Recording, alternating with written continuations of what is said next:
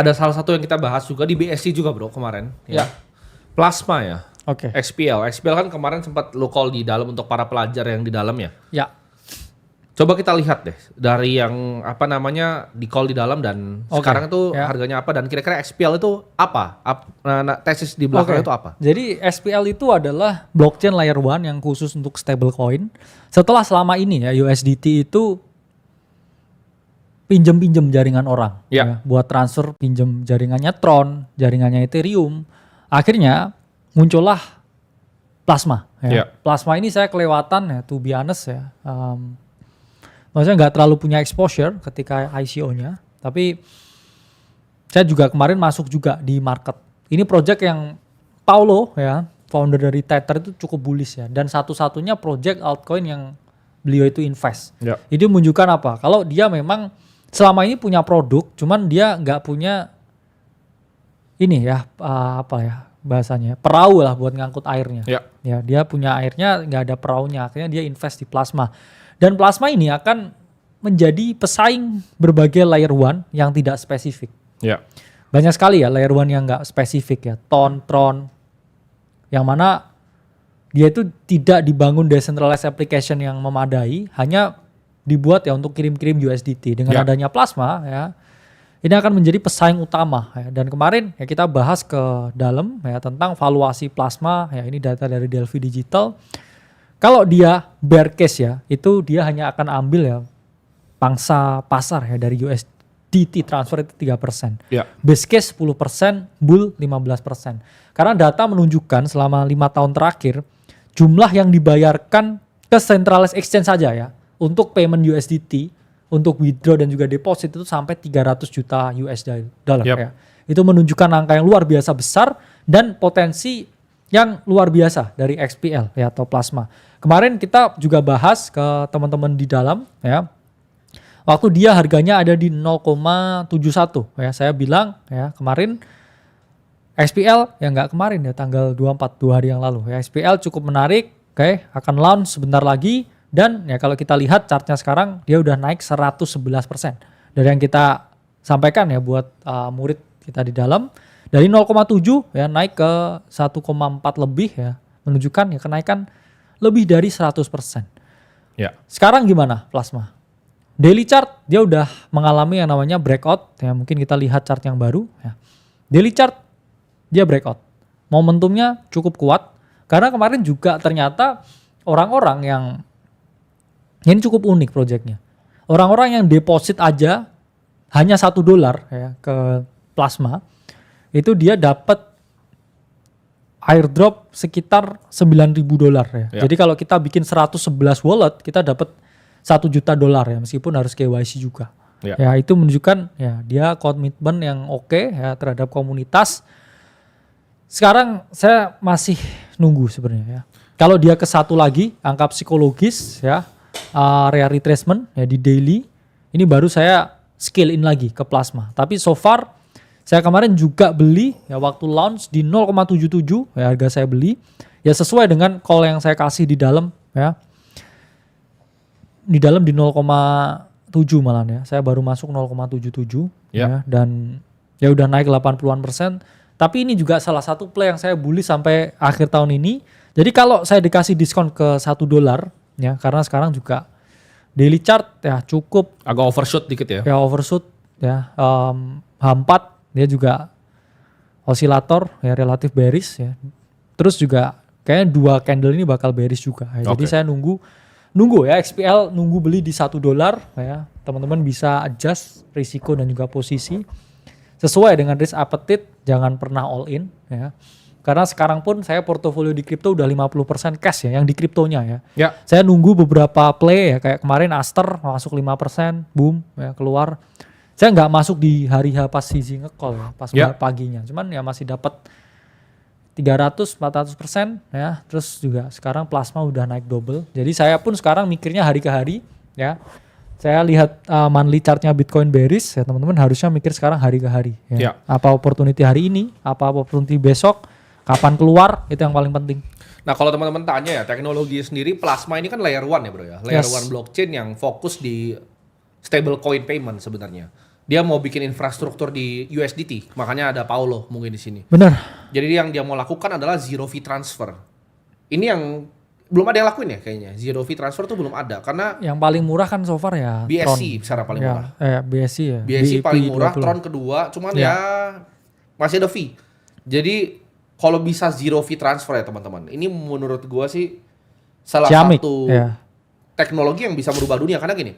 Ketika lu punya wallet dan lu bisa transfer pakai networknya kalau berhasil bro. Ya. Fee-nya 0 lu transfer dari Indonesia ke Amerika, Amerika ke Afrika. Selesai tuh ya. Itu akan meremove banyak sih menurut gua ya. Dan wajar Tether tuh punya valuasi sampai 500 billion. Kenapa? Karena ya buat apa ada sistem tradisional lagi gitu. Ya. Itu akan bypass semua. Swift punya transfer. Banyak sekali teman-teman. Itu akan benar-benar merubah teknologi kripto. Tapi kita lihat, kita masih wait and see.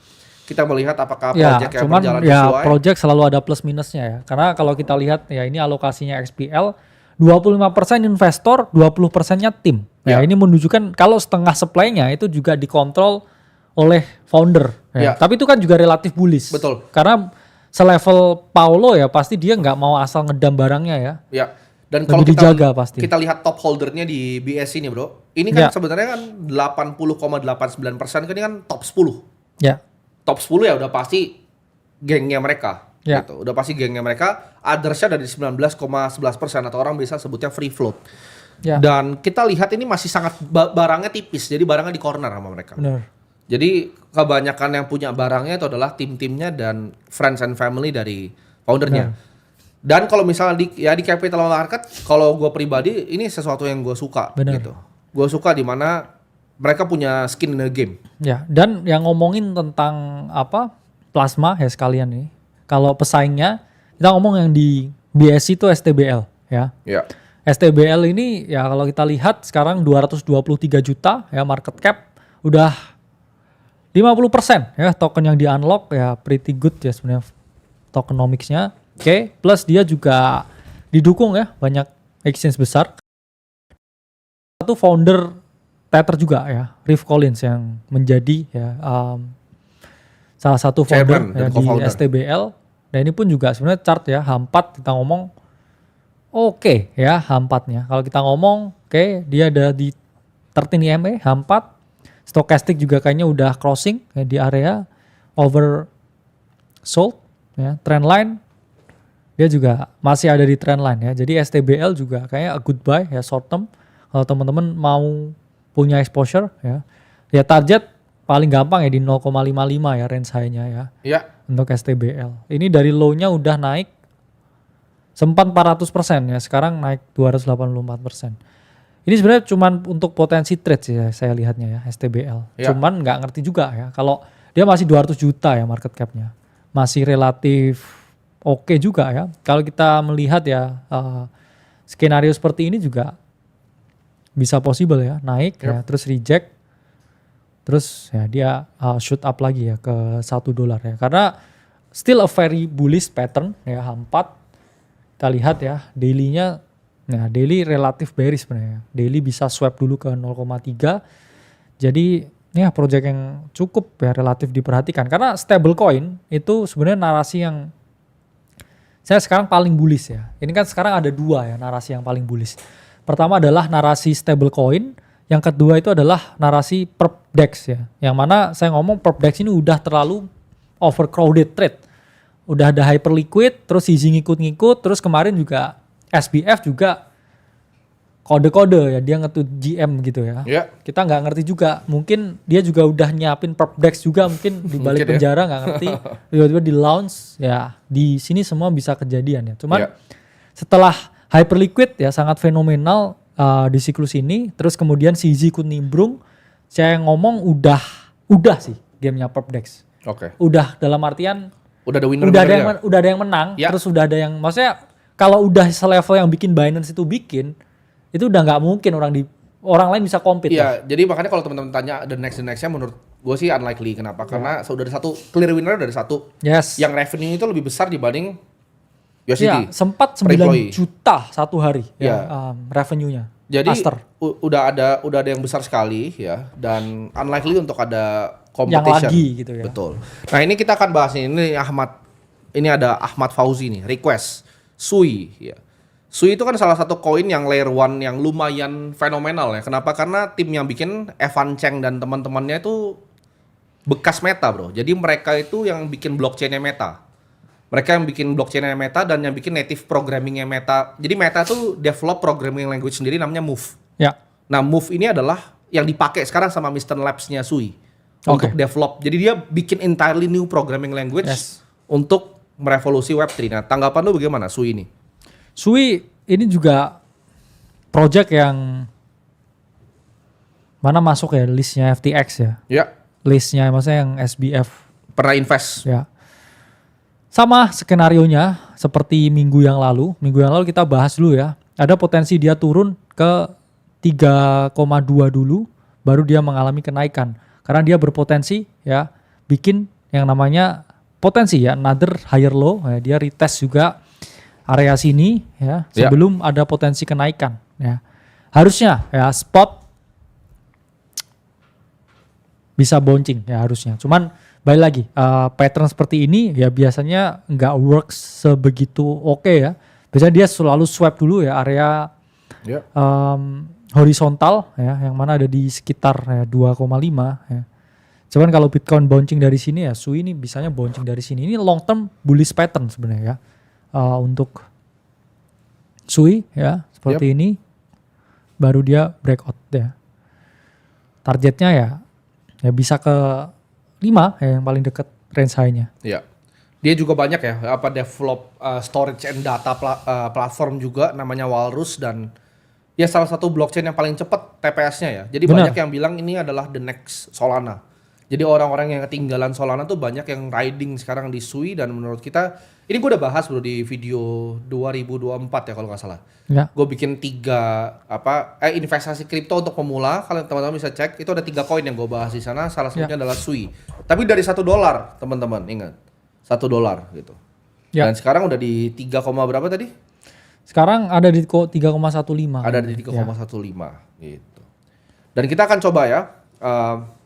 Lihat beberapa yang besar-besar yang lain ya contohnya seperti XRP bro ini kan banyak request nih community-nya gede nih benar ya kita pernah ya waktu itu ya kita call XRP ya buat teman-teman ya di dalam di live juga ya waktu $2 ya terus udah hit target ya sebenarnya targetnya cuma di 3 ya waktu itu ya sekarang XRP gimana ya kalau kita ngomong ini juga potensi continuation ya potensi pattern yang bisa berulang ya. Ini adalah wedge. Oke lah gini. Nah, ini juga adalah wedge ya. Dan pattern yang harus teman-teman perhatikan, dia itu selalu respect ya area 13 EMA di weekly ya. XRP sekarang juga ya ada di weekly ya 13 EMA harusnya ya dia bouncing dulu ya baru seperti ini. Saya baru akan beli on breakout. Karena kalau enggak ya, kita ngomong sekarang pun ya XRP pun juga masih bisa nosedive lagi lebih dalam ya, bisa balik lagi ke range di 2 kalau teman-teman enggak hati-hati ya dengan pembelian ini ya. Karena horizontal support ya lebih matters daripada dynamic support ya pakai EMA. Jadi saya akan beli ya ketika ada breakout ya di area 3. Kalau enggak saya wait and see dulu nih karena bisa balik ke 2 lagi chartnya. Nah, kalau menurut lu sekarang ini kan ada banyak tadi nanya apa namanya meta meme coin itu masih relevan gak sih bro sebetulnya? Pengu, Trump, apakah Trump kan waktu itu pernah di call sama beberapa orang ya bisa naik lagi gitu kan? Benar. Gimana menurut lu tentang Trump? Trump bahkan ETF-nya mau di-apply ya, cuman balik lagi meme coin itu sekarang masih belum ada tanda-tanda. Ya. Meme coin itu bisa segede seperti siklus ini ya karena Solana itu jadi sangat retail friendly ya. Dan sekarang ketika orang yang trading di jaringan Solana itu belum balik lagi atau transaksinya belum aktif, itu yang lain-lain gede juga nggak catching the beats ya. Kenapa? Karena ya satu udah terlalu banyak meme coin ya. Dua juga meme coin itu kan bisa naik kan dengan playbook kayak oh ini ada KOL yang gede gitu. Ya. Sama kan Wave kan juga Ansem kan yang bikin wave-nya seperti itu. Trump yang bikin wave-nya Trump presiden. Akhirnya itu yang orang udah repetitif dan udah bosen. Terus kemudian keluar yang Javier Milei, Libra, ngedam, orang udah kapok. Waduh, kalau Javier Milei kacau tuh. Bener. Terus habis itu kemarin Kanye West, Yeezy, terus udah ngedam juga. Jadi orang capek. Iya. Orang udah kayak ditipu lagi deh, kayak begitu. Iya. Dan akhirnya mereka yang cukup pinter, kapitalnya dialokasikan ke tempat lain, tapi mereka yang udah rugi, kena backholding, mereka udah nggak balik lagi dan gone. Ya, jadi meme coin masih belum bullish ya, so far. Iya. Oke, teman-teman. Jadi itu aja bro ya. Ya. Untuk margin call kali ini ya full pack dengan informasi. Jadi teman-teman kalau mau dapetin informasi selanjutnya itu bisa bro ya. Benar. Ke Discord ya. Jadi di Discord coba dibuka bro. Di Discord kita itu ada edukasi gratis, ada berita setiap hari. Jadi jangan lupa ya masuk ke Discord karena kalian bisa dapetin lebih banyak ya. Di sana kalian bisa dapetin lebih banyak informasi setiap hari mengenai market yang komprehensif ya, dari edukasi, berita harian, kalian bisa dapat pengumuman juga gitu. Jadi next margin call akan kita adakan bro di Jumat lagi ya. Yes. Jumat minggu depan lagi jam 1 kita ngumpul dan belajar bareng lagi ya. Di sini gitu. Jadi kita nggak akan bosan untuk lanjut mengedukasi kalian semua. Oke. Sampai jumpa.